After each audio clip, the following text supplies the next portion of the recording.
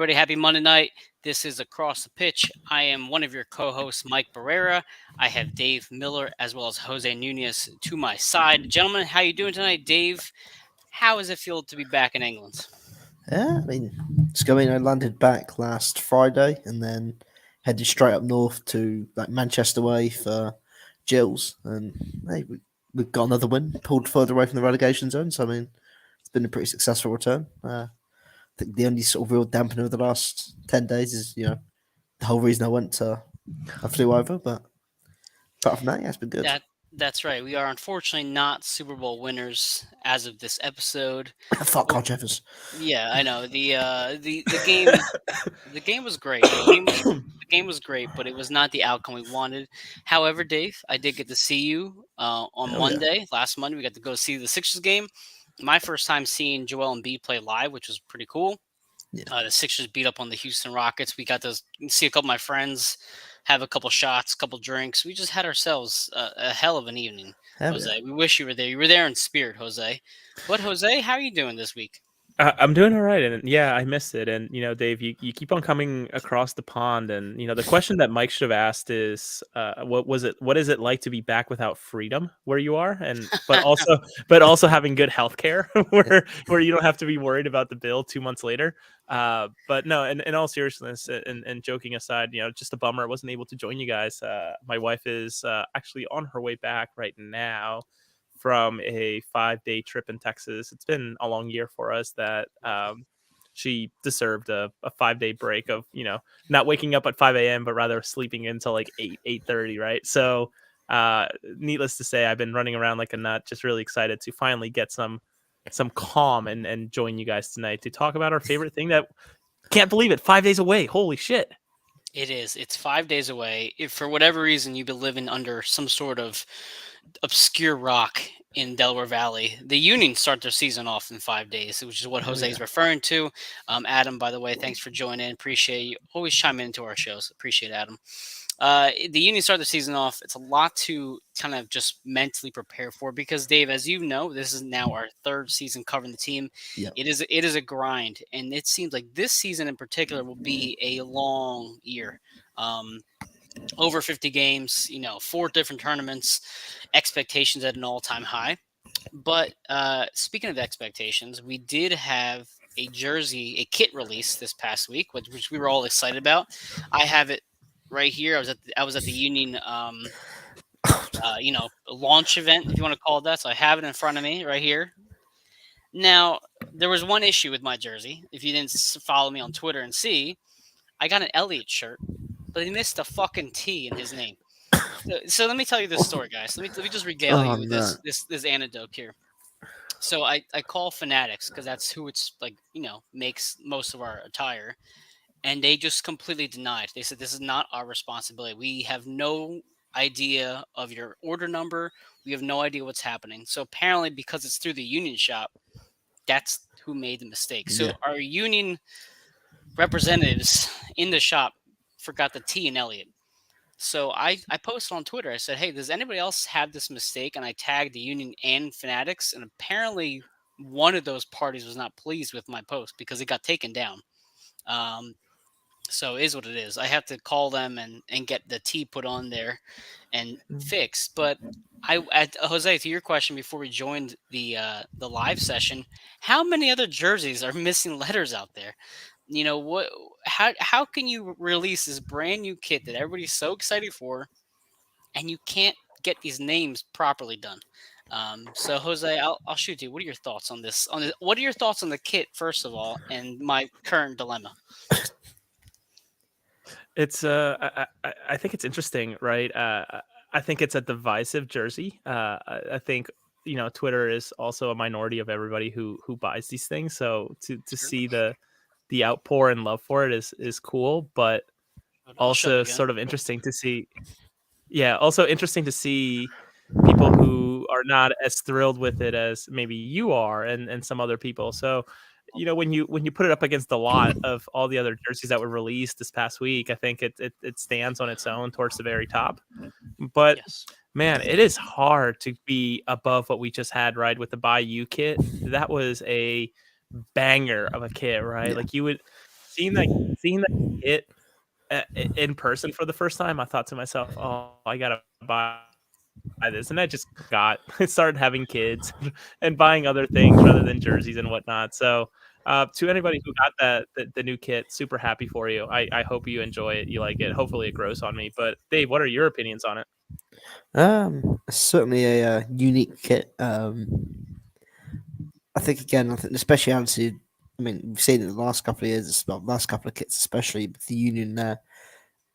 Very their kits, away kits, especially, very much stand out alone. I think, as Jose Yeah. sort of said, like it's in a sort of category of its own. It's a unique kit. I think you said as well, Jose. Like when the kit was actually initially released, like I think it might be a kit that you will need to get used to the more that you see it.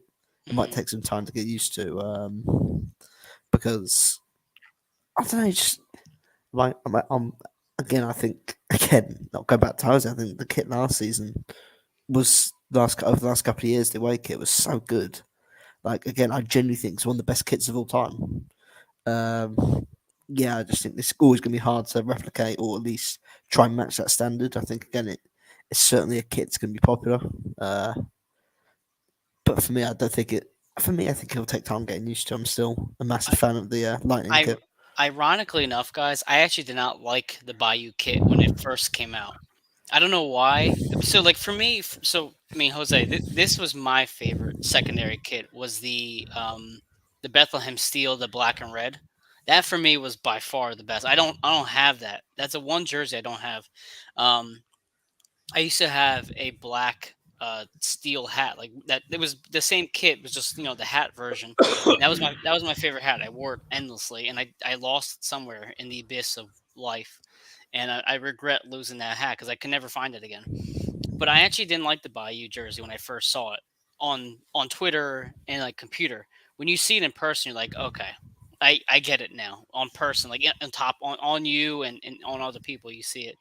It definitely looks better than it does. But I know people have been going around calling this the Simpsons cloud jersey because of the blue, and I'll even share it again closer. If you recognize the Simpsons intro, it intros with the Simpsons and the blue and beige cloud. So I can certainly see where the Simpsons clouds. Just imagine go the Simpsons like right into the jersey right there.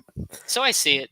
I know people also used to call it the Rocco's Modern Life jersey for the Bayou jersey because they had like the little zigzags similar to Rocco's, theme. So I like both. I like the cream color vibe personally. I think that's going to go well with me in terms of how they kind of get other gear to kind of work alongside of it. But I like it. I wish my name on the back was spelled correctly because that's the one thing I was just so excited. I posted it online out of sheer excitement. It wasn't even so much that I had actually closely reviewed the shirt yet.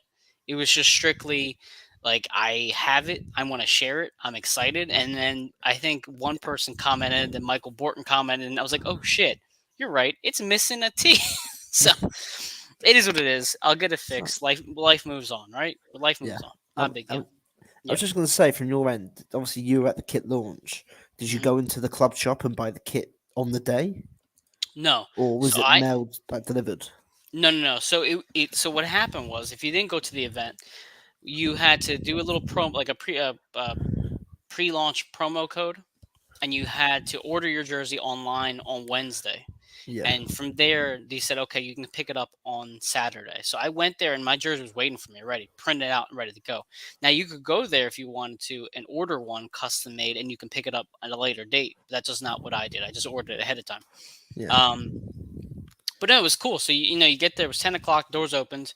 As soon as you walked in, Sebastian too was waiting on by the table for like autographs and pictures. And then as you walked down the concourse to the shop, it had TVs playing highlights and stuff like that, and it had other previous jerseys or kits on mannequins along the way. So it had like one of the original ones. It had the black and red one. It had the Bayou kit. It had the supporter shield, the Captain America shield, like that fake support that was up there on display. The Eastern Conference trophy was on display. So it was like a cool little walk down memory lane as you approach the Union shop. And then they just had a couple like little picture ops kind of stuff. It was cool. Yeah. I know Ilsinho was there as well, and one other player, So I can't think of who it was, but yeah, it was a good event. yeah, I think it's definitely if you ordered it through the union and picks up through the union, 100% be their responsibility. I feel. Again, it's Yeah, a weird one. 'Cause usually, when you order something, from them, especially like a name on the back, they usually get the shirt out for you. And be like, look, does this look okay to you? And then you you know, yeah. He they just would. ga- Yeah, he just gave me the bag and said, "Here you go. This is your order." I didn't care. I was just on my because later on that night. Okay, so here's another funny story, Dave. I told you guys on Twitter. So I I go to Chester in the morning, right? Now I live in South Jersey. I live right over the Ben Franklin, kind of yeah, like 20 minutes over the Ben Franklin. So I live over there. And then later on that evening, I was going to go to Montclair, New Jersey, which is about an hour and a half north of me, up along like essentially you're kind of parallel to Manhattan area. So I'm up in Montclair. I went to go see Flogging Molly and Anti Flag, which are a couple bands I like. And I'm in the merch line waiting around, and all of a sudden I see somebody with a jacket on, and I see creeping through the top was a little cloud, a little blue and beige. I'm like, "Are you wearing a Union secondary kit?" And he's like, "Hell yeah, I am." He's just unzips his jacket. He's like, "Look, I'm wearing it." I was like, "Oh," I was like, "I was there in Chester." He's like, "I was there in Chester too." So even an hour and a half north, 2 hours north of Chester, we have Union fans, frolicking at Flogging Molly concerts, repping their gear. So it was a cool experience, man. It was a good day. Like I said, I was one letter short of it being a perfect day, but is what it is. Jose, welcome back. Um, I'll shoot it to you to start the next conversation. So we have the game on Saturday. We play the Columbus Crew. Right off the bat, what are your expectations and thoughts for the match? It has to be a win. I mean, Subaru Park has been our fortress for the past year and a half, right? Almost 2 years. Sure. So it has to be a win. And often, and Dave, you probably have heard this many times just because I think it sort of stems from the European culture of soccer. But, you win at home, you tie away. And that's how you win championships more often than not, right? So I'm really interested to see how we come out. And I'm sure we're going to get into that. But even backing up a little bit further, I don't know if you guys know much about the website 538. Often predicts political races or championships for different sports, etc. It's a very trustworthy site, and that they have methodology for how they predict things. But here is how we are sort of shaping up. Oh boy. They believe that we are 83% more. We're 83% likely to make the playoffs. I 20 fucking hope so. 25% likely to have a first round bye, 15% to win the Supporter Shield, 15% to win MLS Cup. Guess who is the only team above us? LAFC, LAFC. Guess who's the team below us? NYCFC. Are you looking at the website? No, Okay, good. Perfect predictions. So long way to say, man. It's exciting. It's crazy that we're here already. Columbus is one of those tough teams. I think they find a way to grind ties, and I Yeah. think if I recall last year, I think they were the team that had the most ties in the entire MLS, if not certainly in the Eastern Conference. I think they had like 16 or 18. And they blew the most games too, or the points or something like that. Exactly, and that's just it, right? Like, I thought we tied a lot, but then when I saw that they tied 18 games, I was like, okay, eight worse than us, and that's what makes or break whether or not you make the playoffs or not. So it's intriguing. I was gonna say they missed out on the postseason by 2 points as well. So I mean, Yeah. one of those draws into wins. Well, I crazy. remember watching that last game for them. I think they played Seattle, and they blew a late goal against Seattle or something along those lines, and they ended up missing the playoffs. But the conversation basically all season was the fact that if Columbus had at least won a handful of those matches, they would have been close to us in terms of the standings. So they're not as bad as their record indicated. They obviously couldn't finish games, but that does give me concern. Columbus always gives me concern. For one, they always play us extremely tough. It's always some sort of 0-0, 1-0, 1-1 grind out of a match. It's never that. Like a high scoring affair ever. I can't remember the last time we've ever had a high scoring game against Columbus. So and of course Zelleran, you have all these great players on this roster who can make something happen. Jose, the home opener has just been such a letdown for us over the past X amount of years. I've been to almost every single home opener. I think I might have missed one in the last 8 years. I've been to every single one, and I cannot remember if we have even won one of them. It's just not something that's been our strong suit. I think that this year in particular, it's not as big of a deal considering we have other things to play for. We have obviously it's a long stretch. It's the roster's good enough where I don't care if we lose the first game, but at the same time, you're damn right. It is a must win. You enter the season, you should show that the league that you haven't lost a step. There's no MLS Cup, rust Hangover. or let the hangover. Yeah, it's a better word, hangover. And you've been looking sharp in the preseason. I know preseason is just preseason, but you've looked sharp. You looked like you're on top of it. Jim has been highlighting how fit this team is right now and how well they're kind of working together. So, as Jose said, make Super Park a fortress again. Do it again. So, I mean, Jose, what any more you can piggyback off? Any score predictions you're thinking about right now with the or anything you're worried about with this first match against Columbus? It's Columbus, and that's the thing, right? They're a scrappy team, and Yeah, I'm gonna continue to drop all the corny things that you can say about opponents. They grind, they push you, they obviously tie games for a reason, right? To find a yeah, way. They either I actually don't know the stats, so I could be completely wrong, but I'm gonna go ahead and guess that some of those ties were them coming back to level the games and actually get a point rather than losing all three. right. But to your point earlier, I'm also going to go ahead and guess that a good bit of them, if not most of them, were probably them having a lead and then giving up a goal Yeah, and dropping 2 points versus keeping all three.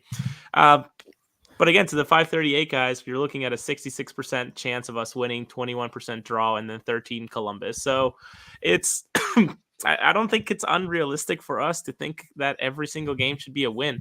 Think about the roster that we're bringing back and the additions that we made in the offseason, right? We're sure, one of the sure. few teams that I think has stayed untouched, just about untouched. And sure, Matt Freeze, uh, Corey Burke, still Paxton Aronson. Pax, Paxton Aronson. Yeah, Yeah, it feels like it's just. I think this is the first time I felt like the Union actually feel like we closed a chapter last season and we're right. beginning the same book but just a different chapter. You know what I mean? Like it I feels like do. Yeah, the very same book. It's not like we're closing an entire book and starting a new journey altogether. It feels actually like it's gonna make sense and it's gonna flow. So I don't know. I'll turn it over to Dave. I'm really nervous, but I think yeah. that just again to your point, we tend to stutter at the beginning. I mean, last year was when we saw Mbizo be basically put in the doghouse for a little while against Yep. Minnesota. Minnesota. That's right. So we'll see who shows up. I don't know. Dave. Yeah, I was gonna say. I think again. I think as I mean we've highlighted. I mean the Union always somewhat start the season slowly. Again, I think obviously we came away with a big win. I think that was probably the difference last year was the fact that the Union actually started the season quite well, quite quickly. I mean they picked up Yeah. points very early on, and again I think that probably helped. Looking at the league table at the end of the year, I mean again they had that really dry spell from about May to like end of April, middle of April to like June time. Yep. I think the early start of the season helped. I think again it's going to be so important this year to start the season well when you haven't got that high log of games. Playing three games in a week and things like that. Again, it's going to be a tough game. I think the last time there was more than 3 goals in a game between the two teams was. Crikey, you'd have to go all the way back to June 2016 when the Oh Union my beat Columbus God. Crew 3-2. So apart from that, every game's had 3 goals or less. So it's not really been like a score fest. So take the under is what you're saying. And I'd take the under. Take the Or under. yeah, take the under. Most likely take the under. But I think again, it's gonna be a tough game. I think again, Columbus Crew. Again, I think looking at the league table last year, I think it was 16 draws. I think, Wow. and again, and I think always the motto and message is if you can't win, don't lose, and that is something they did very, very well last year. They're going to be a tough team to break down. We saw that in games that we played against them last year. I think the home game where we won 1-0 was Well, an no, own goal in the second minute thanks to an absolute blunder from the goalkeeper. And right? so again, I think it's going to be a tough game. The other game was 0-0, and so again, we're going to be looking at. I can't envisage, the Union going off that late season form, scoring 5, 6, 7 goals and just going Well, absolutely ballistic. But here's the counter. So the Union have always played Columbus tough, like we said now 3 times, but we've never approached these games any different than we normally would. We had the diamond, basically the same player, same rotation. Maybe this is a game that Jim tries to alter the formation to counter what Columbus does against us so well. I know I was talking to a couple people online, and they're saying no, this is going to be the same 11, same formation. It's going to be yeah, Ali on the right, Leon on the left, that kind of Jose in the back, how yeah, and I don't disagree with that. I do think Jim kind of ends or starts the season with how it ended, and I think that's rightfully so. They deserve to at least get that start, but I mean, why? Like, why not do something different? If you're ever going to tinker with the lineup, why not do it the first game, where it really yeah, doesn't make a huge impact on the season as much as something as we see down September, October? Why not do 3 in the back? Why not try it out? yeah, What's the worst that could happen? You lose, okay, you lose game 1, you come back and you play the next game, and then you have your CCL tournament starting off in the next month. So get creative. Maybe it works out great. Maybe we blow them out 4-0. Who yeah, knows? Maybe that's the key, is that we just can't beat them how we are. yeah, Try something different. So, absolutely. yeah, go ahead, Dave. So I was going to say as well, comparing sort of the 2 seasons, Yep. well, from last season and the year before, again, like the Union picked up 16 points out of 18 from their first 6 games last year. Wow. And again, the year before that, they failed to pick up a win in the first 3 games, and it took them until, I believe, the 6th game to win their first home game. It took them a month to win the first home game. So again, we sort of see the difference.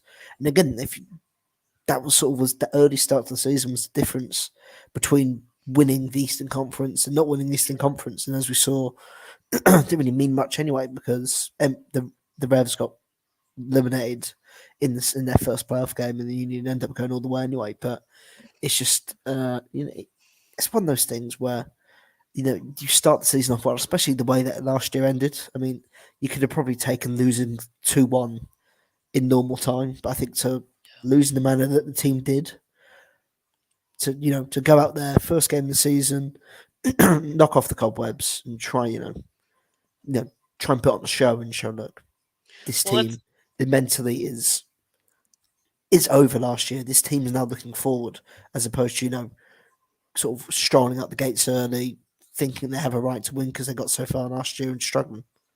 well, I guess let's talk about that. That, as you say, this new team right at the start of the year. We did this last year before the first game as well. We had some, preseason predictions on players we thought would make an impact on the team, MVP, most improved player, that kind of thing. I know, Dave, you and I had talked. I don't know if Jose, you were on that episode or not. You might have been. I think you were.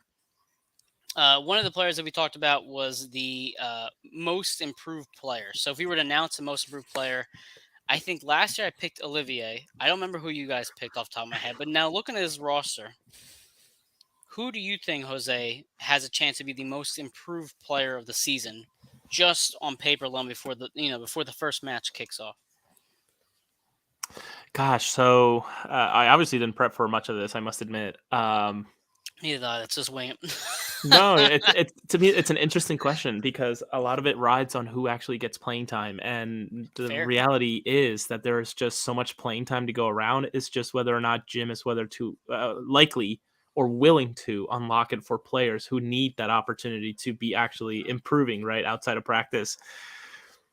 I think, to me, and I think this is again going to only benefit us, is I really want to see what Harriel does right after. Yeah. I think Okay. a really good start of the year after Mbizo, then maybe taking a step back because Olivier came out of the doghouse and ended up having an incredible rest of the season. What is Harriel going to do, right? Is he going to get the time? Is he going to find a way to actually cross the ball? And I think the only cross that I think actually connected with somebody and scored was that header that Paxton scored last year, if I Yeah, recall. right. It, Sure. it often shows up on the videos, so that's the one that usually sticks out. But I want to see him step up, right? He's so young, he's got so much upside. It's just, is he going to get the opportunity to do it outside of a one and out U.S. Open Cup? So we'll see. I would say that's my pick.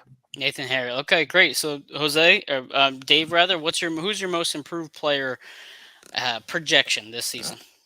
Um, I think the big one for me is I'm going to go Quinn Sullivan. I think this is a huge year Oh, for him.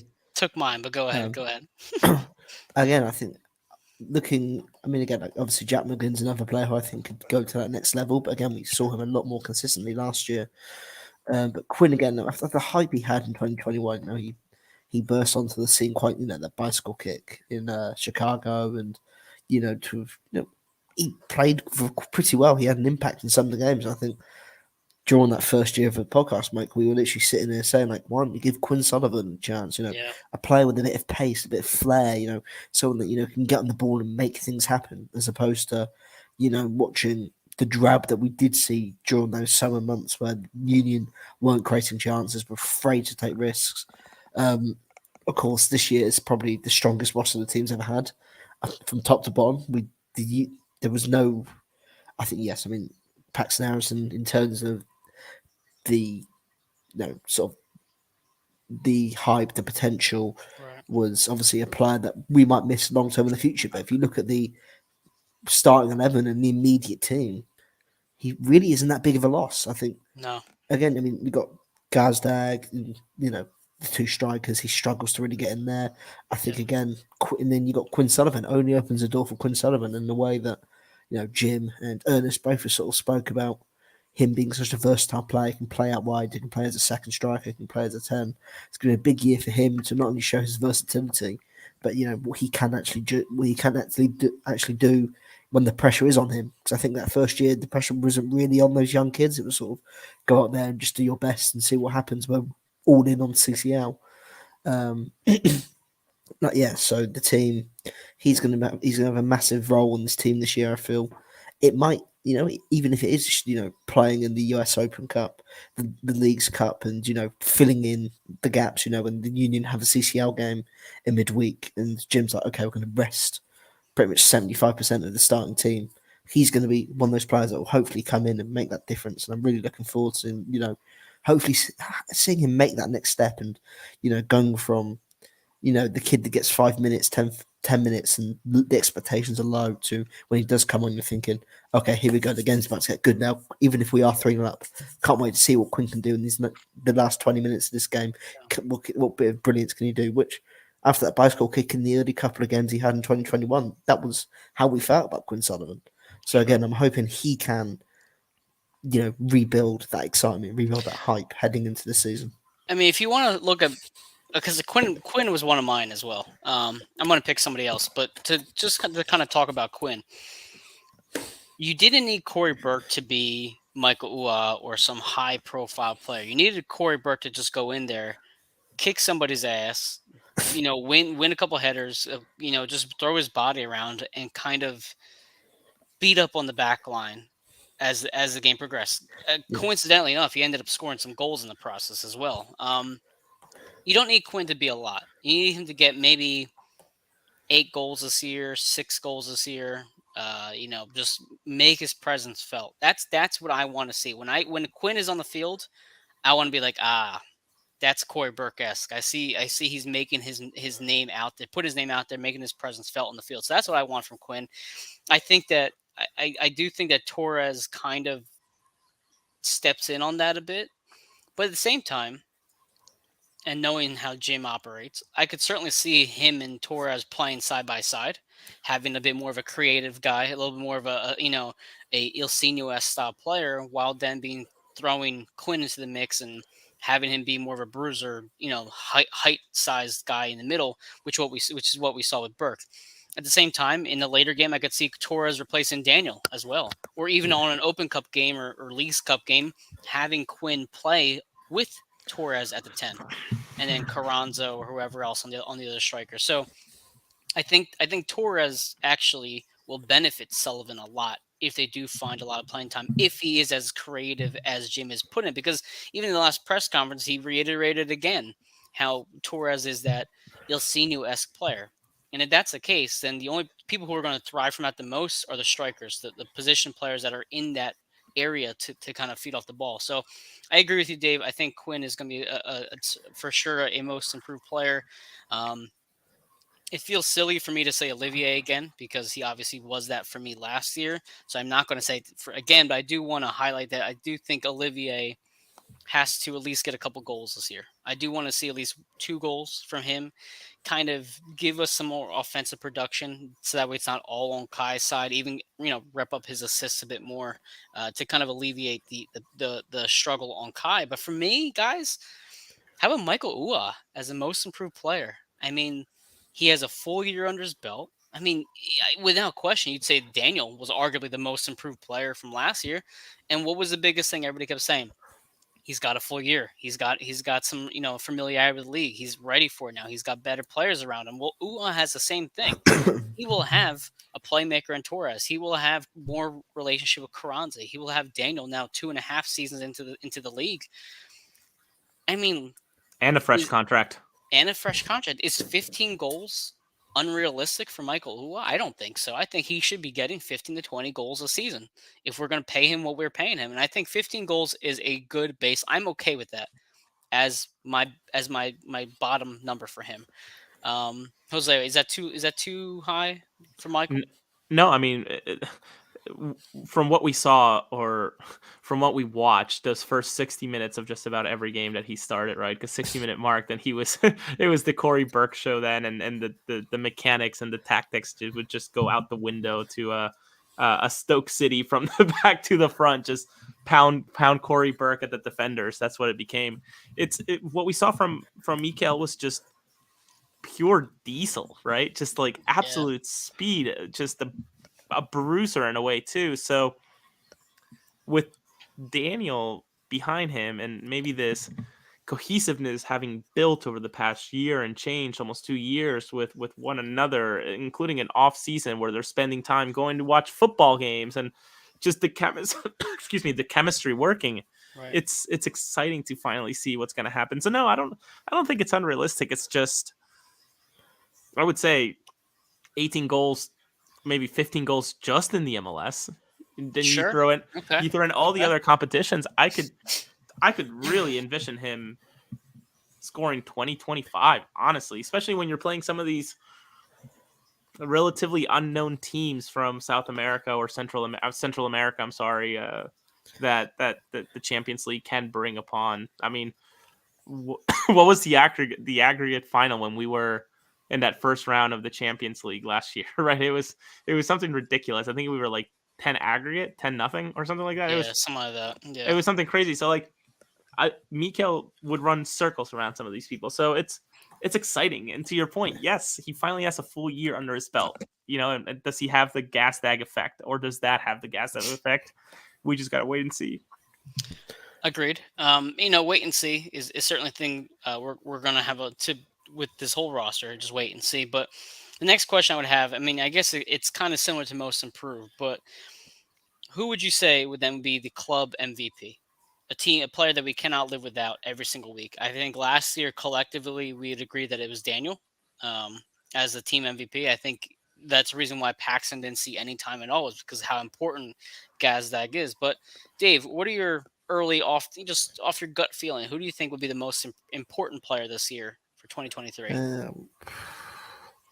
I wouldn't say as much as an important player, but I think an important trio will be the Blake, Elliott, and Glesner sort of trio, and how I like it.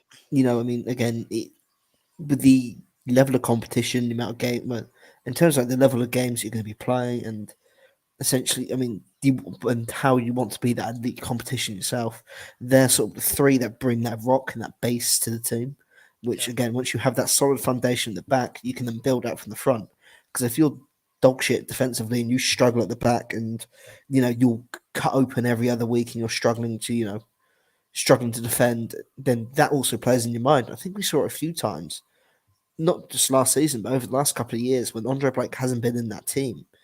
the defensively perhaps haven't been as strong or as solid because again, the defenders are more focused on what's behind them, making sure that Matt Freeze or Joe Bendick, whoever's in goal behind them, is all comfortable, and then it sort of throws things off. So if you have those three there, it allows again, it just offers that foundation, that base for you to play higher at the pitch. And the Union do like to play a very high line; they play high at the pitch, Yeah. and again, that also allows, especially when they're on the front foot and trying to press the game, it allows them to pin in the opposition, allows them to, it allows them to play on the front foot.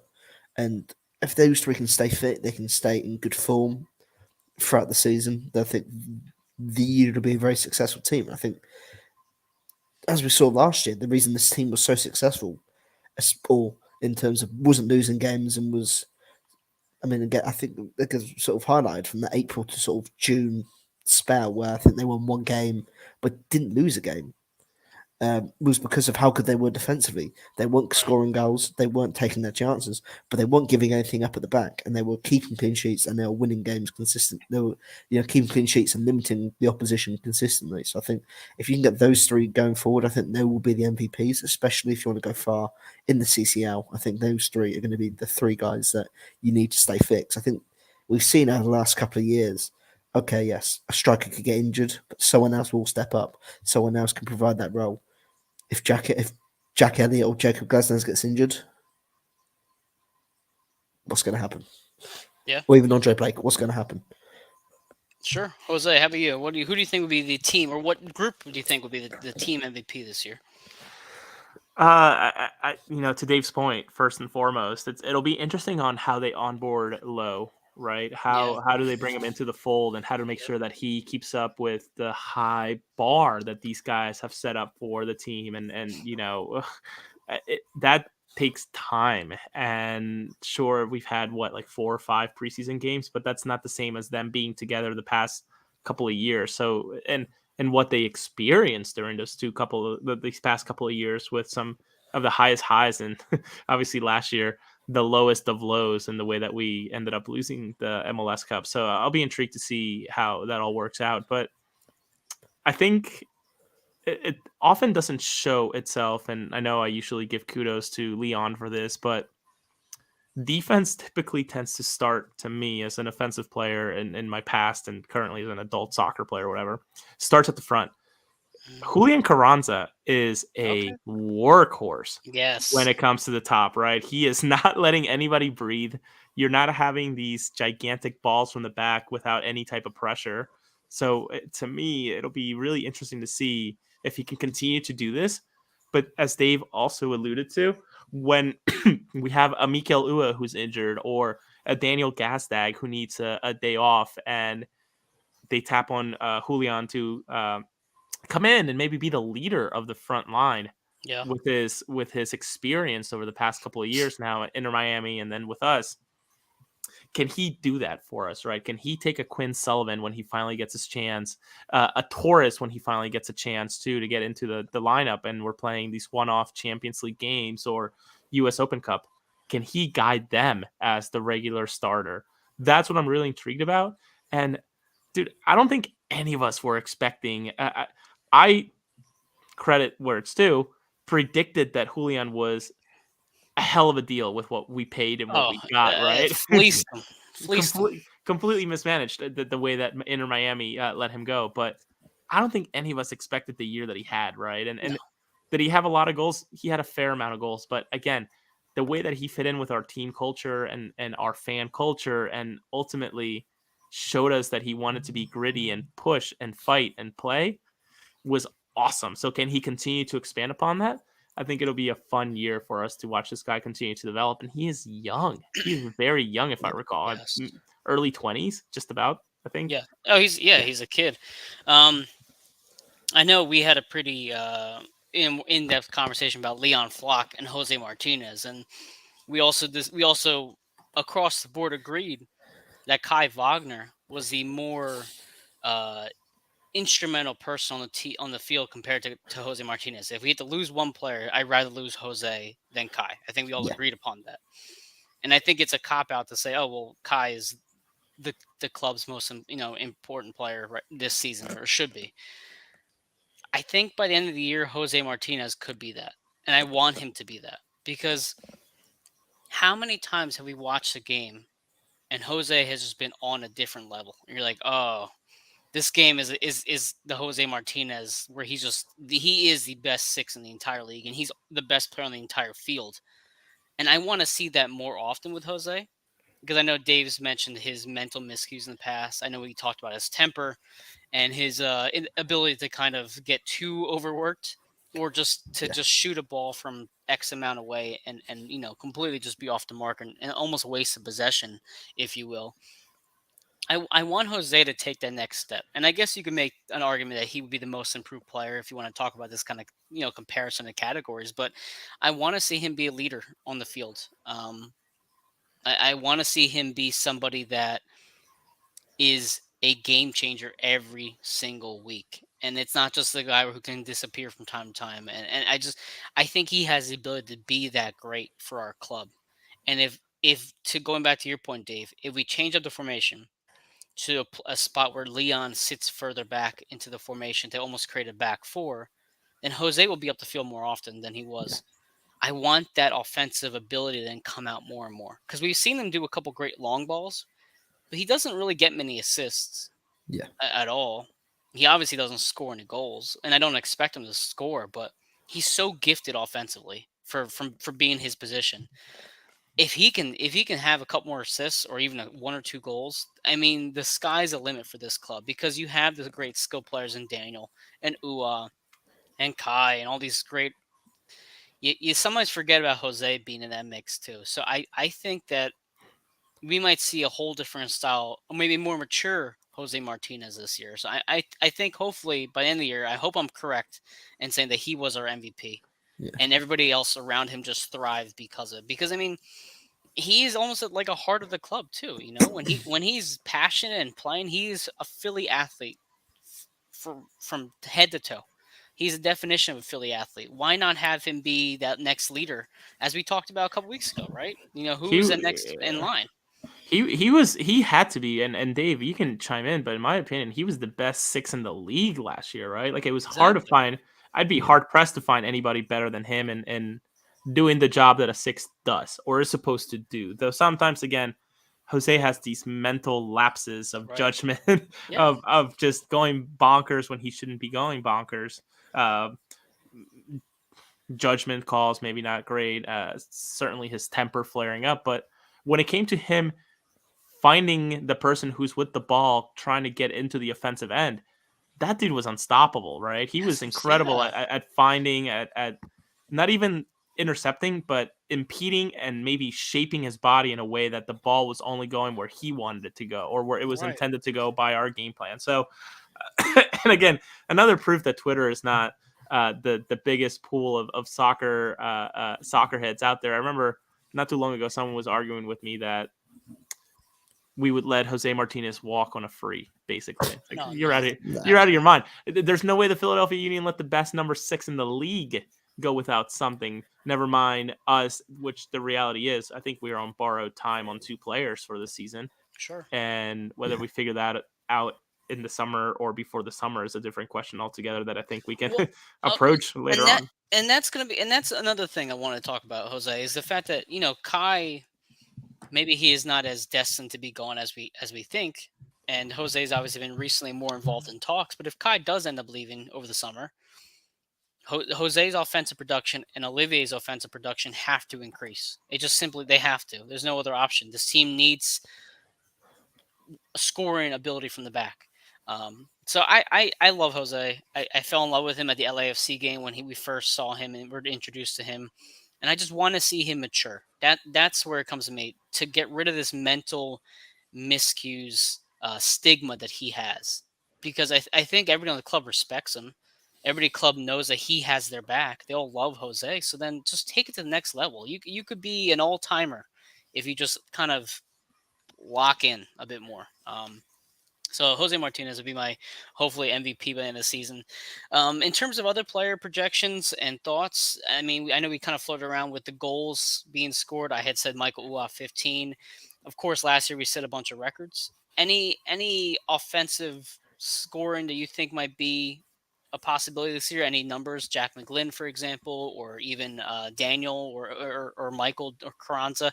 How about you, Jose? What are your any scoring projections or predictions for the year?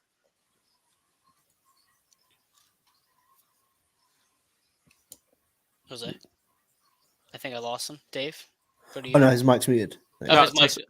so sorry. I'm an idiot. I still Uh, don't know how to work StreamYard apparently. So, okay. uh, some stats that don't usually make the stat sheet for clout or notoriety around the league. But Jack McGlynn, I just want to see this guy again, a fresh deal.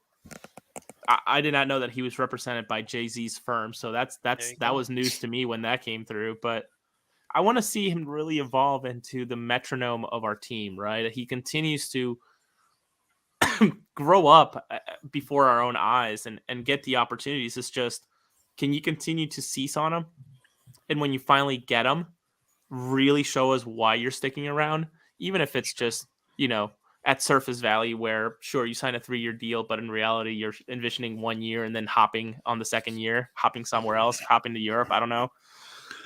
So I would like to see him just maybe take on a different role and that of maybe, again, I know he's a kid, a literal kid, but can he uh as I think Danny Higginbottom mentioned it on one of the streams, but like, you're old enough if you're good enough, right? Can he Yeah. continue to show us that? So my hat off to him, and I hope that it continues to stay off.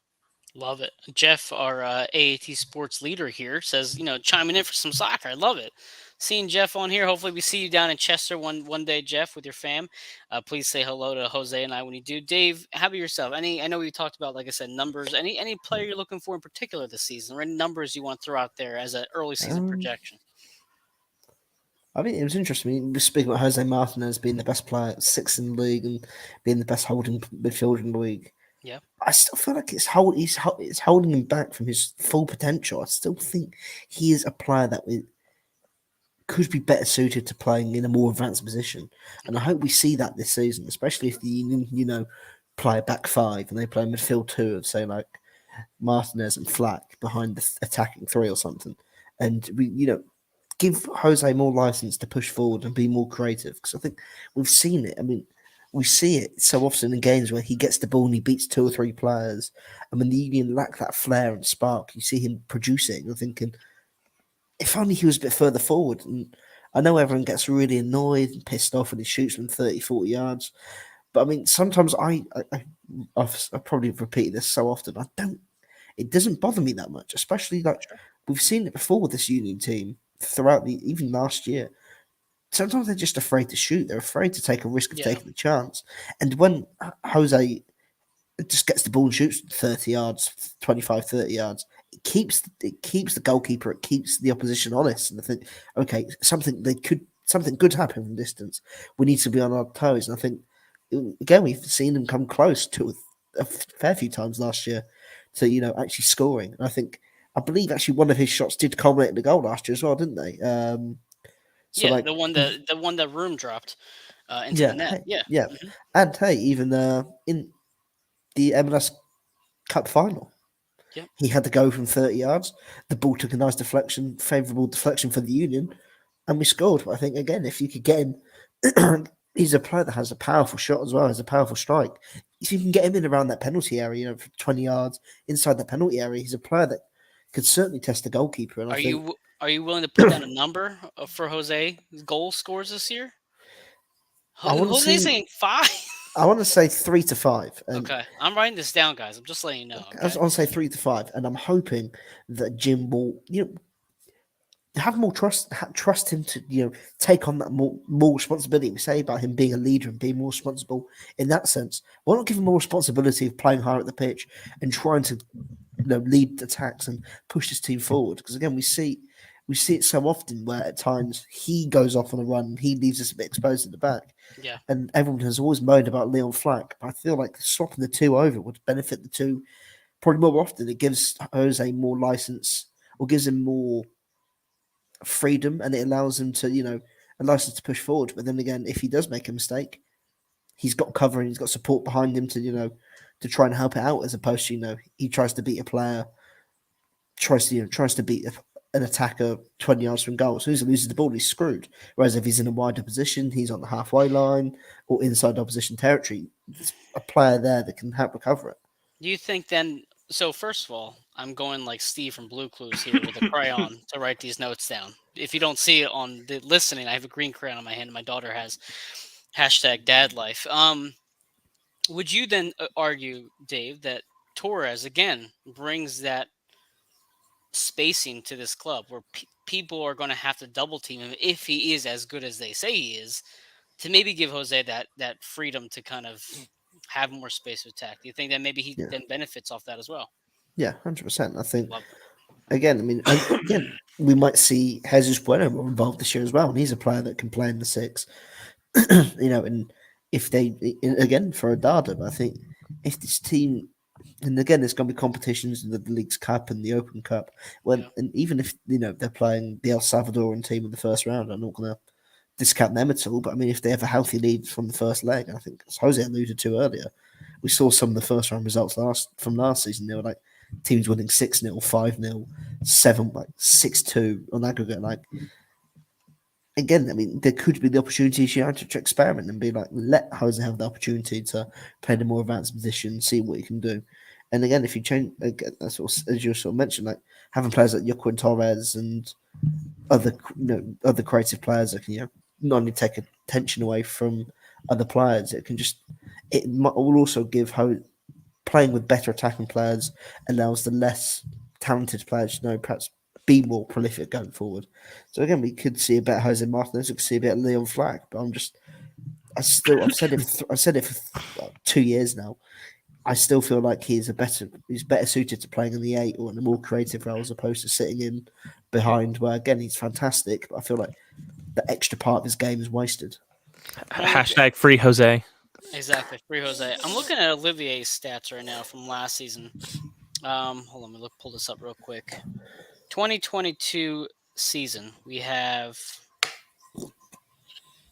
2 assists last year. That was it. I would like to see Olivier have more than that. I want to make a prediction right now. So you have Jose's 3 to 5 goals. I'm going to say Olivier has 6 assists this year. I do. I think he's going to have a better offensive season. I'm going to hit Olivier 6. I think Jesus Bueno is that one player that we saw a lot in preseason that we've been kind of flirted with maybe being more of a productive person.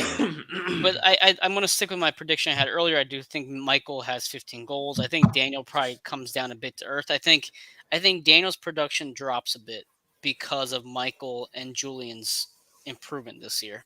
So I don't think Daniel's in the MVP conversation this season because of that.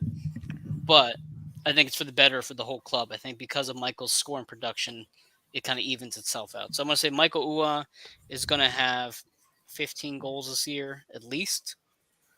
And then last but not least, I kind of want to say combined total between Jack Elliott and Jacob Glesnes. We're going to have a combined 5 goals between the two of them. Do you think that's doable? I think that's fair, right? Okay. Love it. That means some good corner kicks. That does definitely mean some good corner kicks. Jack Elliott, we're going to do 5 goals combined between the two of them. Yeah, I mean, listen, these are just fun numbers to throw around. I think, as Jim alluded to in the press conference, I think it was last week, to say this team is going to break offensive records and defensive records again is silly because it was such a high bar to set. But at the same time, and as we've already talked about twice tonight, on paper, this team comes back better than it was last year. We really didn't lose anybody of substance. If anything, we improved those players of substance along the way. So the sky's the limit. I guess we'll end it with this since we're already kind of approaching the hour mark here. So, Jose, score prediction, and I want you to tell me in November of 2023, what would you say is a successful season? In November of this year, you'll be happy with the outcome of the Union season. For this weekend, I will take the over. I think it's going to be. I think it'll be interesting. I think we're going to have. Writing this in red, Jose. Red, yeah. Take me to task next week, right? I think we'll see what we paid a lot of money for. I think Mikel Ua and Gastag connection will be apparent, and obviously Carranza will have a hand into it too. Okay. Maybe a 4-1 win. I think that Oh, we'll have a lapse Ooh. in some way, shape, or form, and they'll score early, but then we'll come back and just shout them out the rest of the game. now Jose, see you joined a little bit later in last year. You missed. Dave and I were on a pretty good run with scoring predictions, goal Yep. predictions. We had a good run.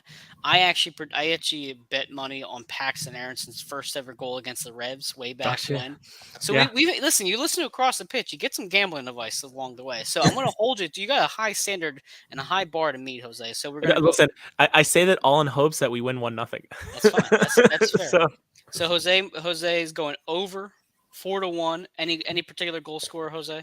I think Ua 2, Gastag a penalty Oh. kick, and then maybe why don't we give Elliot one of the headers I that you're like it. predicting? I'm gonna write this all down. We got a Gazdag PK and an Elliot goal. All right, listen, I'm Oh, putting why money can't on. you do that? The shootout. Listen, adding insult to injury, the Columbus goal will be an own goal by Glesnes. So they won't even score. It'll just be an own goal. It's gonna be 5 goals by the Union. Okay, Dave, that's a lot to follow up with. What is well, Jose, you didn't finish. I didn't let you finish the Oh, the yeah, 2-part yeah. question. So Um, November, what's your successful season? Successful season to me. I actually don't like the idea of winning the supporter shield. I think we're a Do team I? that needs to play consistently every single week. I don't like the curse of going away for 1 week and then coming back into a team that's probably red hot, piping hot after winning their first game of the playoffs. So I like the idea of maybe first or second in the East, but the West Coast takes the supporter shield, which again, I'm totally okay with. If it's LAFC, I actually think not a lot of people are paying attention, but I think KC is going to be good this year. Really? I really think so. I think they're going to be decent. Them and Because Austin. they weren't last year. They weren't. No, they weren't last year. But the thing is that they stayed consistent, as in did not add too much, but they also did not lose too much. And that doesn't happen often to teams, right? As you continue to progress through contracts, I think we're one of the rare exceptions. Sure. So I don't know. I would love for Austin to maybe win the supporter shield, and we come in second. I'm totally okay with that. Okay, so then, but now in terms of the hardware, Shit! I want the U.S. Open Cup and I want the MLS Cup. Champions Cup, Champions League, I'm okay with, whatever. I'm not too concerned about it. I know we talked about it a couple episodes ago, right? That's the one that gets you to play against Real Madrid and Abu Dhabi or whatever, country they hosted that year. But MLS Cup and US Open Cup, just those are the two that we have been just teased by over the last 5-10 years at this point. Listen, if our good friend Eric listens to this podcast, and Eric sits in your section, by the way, 140, he will agree with you 100 times over. I believe he wants the Open Cup as well. As somebody who's watched, Nagira's ball hit the post live and all that stuff, I certainly would not mind the Open Cup as just a aha, we finally have it. Yes, But exactly. a part of me also doesn't like, it's beneath us now, But I'll get to my predictions. I'm gonna go though, Jose. Okay, so you want both of the American Cups, MLS, and the Open Cup. I like it. Dave, score prediction, season prediction. I'm gonna go a bit tighter than what Jose predicted. 4-1. Why would you go tighter than that? 4-1 in all Union goals. just a little. I'll go 2-1 Union. I think no shutout at home, guys. Come on. Okay, go ahead, Dave. Go ahead. It's the first game. Again, I think so. So the first game, there'll be a bit of rust to shake off. Again, as we've alluded to multiple times, Columbus and a gritty team. Again, looking at that league table again, they won the better. They didn't lose many games last year. They obviously missed out in the playoffs, but that was because they drew so many games. And looking, I think was it 6? Again, they only lost 8 games in the whole regular season last year. 8 games, and they missed out on the playoffs by 2 points. And they're going to be a tough team to play. They're solid defensively as well. They had the joint second best defensive record in the MLS. That's so I fair. think again, I think they're going to be a team that's going to come into this season with playoff aspirations. I think again I just think again the Union, it's going to be a difficult grind for the Union to break down and to really try and go up against. And again, in these sort of fixtures, history does sort of play into itself a bit. So I'll stick with 2-1. Goal scorers, I will go with Mikel Uar and I've got Quinn Sullivan. Quinn Sullivan off the bench. Oh, Let's be optimistic. Davey. Let's be See, optimistic. that's bullshit, Dave. You say you're gonna make it a little tighter, and then you throw in a Quinn Sullivan goal. Get out of here. Hey, Better than a Glesnes own goal. My God. hey. In the words, hey, Ernest Tanner will get the message down from his box. Get Quinny on the field. There we Oh go. my God, no! It's gonna be you shouting from England across the freaking sea to Jim. Put him in. Listen, I shared the video with you guys last night. I can't remember his first name right now. Oh my God, what's Quinn's brother's first name? I'm trying to remember. Is that Cajun or Cajun? Caven, right? What's his? Here, I'm gonna look it up. Bear with me. This is not as good on audio as it is video. It's Caven, Cavan Sullivan, barely 13 years old, promoted to the 17s and playing against 19s. And if you guys watched the video that Quinn Sullivan posted of his brother, oh my gosh, he is exciting for somebody that young. Very good control on the ball. The future's bright for the Sullivan family. So off to Dortmund. Yeah, exciting for both of them. I'm happy for the family. But that is he looks wow against 19-year-olds. I'll tell you that much. Okay. Yeah. So my predictions. I am unfortunately very close to Dave in this. I don't believe it's going to be very high scoring. I will probably take the under here, and I'm going to go reluctantly so 1-0. I think it's going to be a Columbus Crew Philadelphia Union match, historically speaking, very tight. I do think the Crew have a lot to prove in the sense that they were kind of the laughingstock of the league last year in terms of how many games they gave up. They could have been at the top of the table and they weren't. They return a lot of talent. They had that young kid, Jose. Who's that young talent they have? Aiden something, or I can't remember his name right now. But they have a good squad. So I'm going to go 1-0. I think they play extremely hard. I think the goal will be Daniel Gazda getting that first goal of the season. He's been looking good in preseason. I think he continues entering the season. I think it's a late goal, though, probably in the 73rd minute, something like that. Open play or PK Merchant?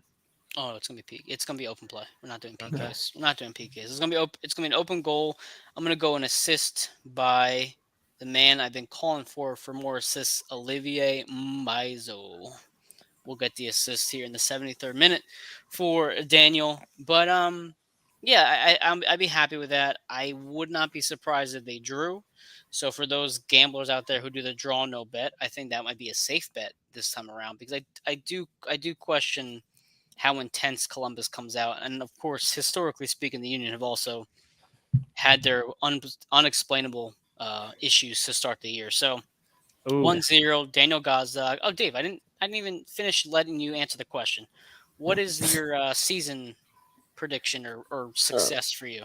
I think it'll be a failure without silverware. Okay. Specifically, sort of the main three, the MLS Cup, CCL Open Cup. I think,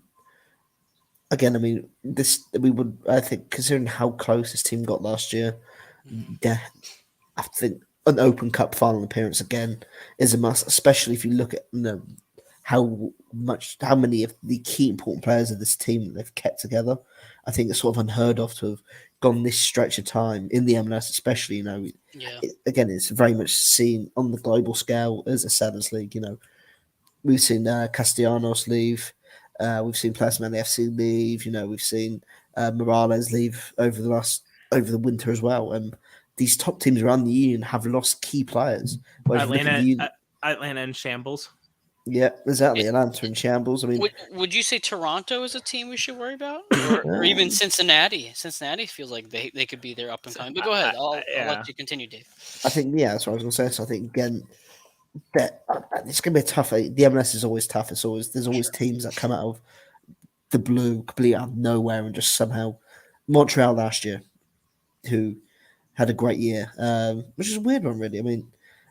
But I think an Open Cup, the MLS Cup final has to sort of be that priority. Otherwise, I would view it as a failed year if they can somehow get a good CCL run, try and win the Open Cup. But I think this is the year that they have to put their money where their mouth is. They have to win something because again, you Yeah. can't go so close the last 2 years. Seconds away from, or even COVID away from potentially winning the whole thing 2 years ago, and then being quite literally seconds away last year. They have to put their money where their mouth is and win something. Otherwise, again, okay, we've seen Support Shield win, but if this incredible golden era of the Union team, if we end up coming away with nothing to show for it, apart from one Support Shield and an Open Cup final, it's not really going to be looked at. No, people look at it favourably, but look at these other teams. It's hard to come back to this stage and to construct a roster like this. I mean, again, will they be this lucky in the future years? Who knows? I think this is the year that the trigger has to be pulled, and they have to go and win something. There is no excuse. There is no excuse. If they don't win anything this year, or at least get to an MLS Cup final, it will be a failure of a season. And again, I think I will look at this season bad. I'll look upon this season with disappointment, large disappointment. I could not agree more. And I'll obviously I already gave my score prediction and goal score, so I'll continue off that. I agree. You have to leave the season with a trophy. If you're not going to win the MLS Cup, as long as you win the CCL, I can kind of survive for the next. I can be happy with the outcome of the year because of how poorly the MLS has played in the CCL historically speaking. Dave, I agree. I think that, in sports, we always talk about windows, right? Like the Eagles have a window right now with Jalen Hurts where they can win over these next couple of years. They have to manage the cap, obviously, very well. The Sixers have an Embiid-sized window that they have to make sure they can hit. The Union are very much in that boat as well. Daniel Gonzaga is here for a couple more seasons. You have Kai and Jose on quite literally borrowed time because they should not be here right now, but they are. You had these acquisitions, these players that are still thriving and growing and playing. You have one more year of Ali Bedoya. And who knows? That's one player that none of us are really talking about either is if Bedoya comes back and plays as well as he did last year, oh my God. I mean, this team is so deep. It's insane. That's what she said. That is probably what she said. So it's MLS Cup or bust for me again. And I mean that more this year than I did last year. I think last year I was kind of like, yeah, we're never going to get there. And then we were there and we tasted it. Now it's like, it's MLS Cup or bust for me. And I want impressive runs into the Open Cup. You know what? I didn't really think about it till tonight, but I kind of agree with Jose. To kind of get the Open Cup alongside the MLS Cup would be bittersweet. Just kind of like we got both in the same year. We did it.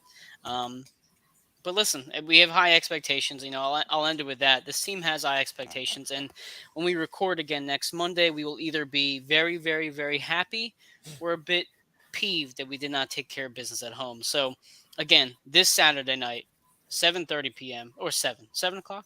7:30. 7:30. The Union hosts Columbus Crew. Jose and I will be at the stadium early. If you're there, say hello, please. Jose will be with his, just troop of his army. It actually grew. his militia of 3,500 people in the parking lot partying. So if you see Jose and his militia, say hello. I'll be roaming the parking lot of the SOB parking lot, saying hi to people. Yeah. Actually, Jose, I forgot to tell you, on Twitter we've been talking about having like a Spanish group in the Sons of Ben, and to Union fans. So I'll send you the link once we get that organized. But we'll be there. I'll be in the press box for AT Sports Network, so follow me for live tweets. Dave, I know you'll be live tweeting and sharing different things. Jose, now that you're part of the team, you'll be sharing maybe your perspective from 140, right? Give us some photos, some angles. So again, this third year we're covering the team has a lot more expectations. Obviously, an added member, getting more involved. My TikTok is right there. Dave's Twitter handle, Dave GFC Miller. Jose R. Nunez 91 below on Twitter as well. You can see him at 140. Say hello. He's even friendlier than he is on camera. So go ahead. Any last thoughts, guys, before we sign off? Dave, any last thoughts? I was just going to say, again, it's going to be an exciting year. Again, we're starting to really ramp things up and go Union. Again, I was going to say, that was the other thing, completely skipped my mind. Sure. there is it's a bit of a ball ache because the Sixers play the Celtics on Saturday night, an hour after the Union game kicks off. But I mean, hopefully, there are some people, if they have Apple TV passes or they have friends that have Apple TV, might ask, look, can you give me your login so I can watch the game, watch the first 45 minutes before I watch the Sixers? I mean, again, if we can start getting people, watching these games, it'd be great. And it's a big game, but I mean, of course, fingers crossed, Dean can get the job done, and we're here next Monday being happy as opposed to grumpy. Agreed, Jose. Your wife's gonna be coming home soon. Any last thoughts? Freedom has been great. No, We'll cut that part out of this. no. To Dave's point earlier, the trigger has been pulled. This has to be the year, right? This is the first year in a long time that we're doing. We're doing interleague trades. It's so weird. Last year, the only one was what, Carranza, and that was it. That was all the business that we really did. And if I'm missing some players, I apologize, but he's the only one that's really sticking out. So for us to go out and get Perea, Torres, and just shuffle some money, and it's just the trigger's pulled. This is the season. Yeah. It has to be the season that we walk away with more than one thing, at the very least one thing, and hopefully we're smiling come next Monday and just keeping cooler heads. It's the first game out of 38, 36. Yeah. So just keep that in mind too. It's a work in progress. We do not want to be playing our best soccer now. No, exactly. Yeah, I mean, my final thoughts, for one, I'm going to get the T on the back of my kit, hopefully by next time we have a show, if not sometime soon. So looking forward to that. Yeah, listen, it's a long season. As Dave and I have gone through last year, it's a long season. So bear with us, guys, if we're late on certain things. I mean, we all have children and full-time lives, but I'm excited, man. As hard as these seasons are, as long as they are, it's a lot of fun.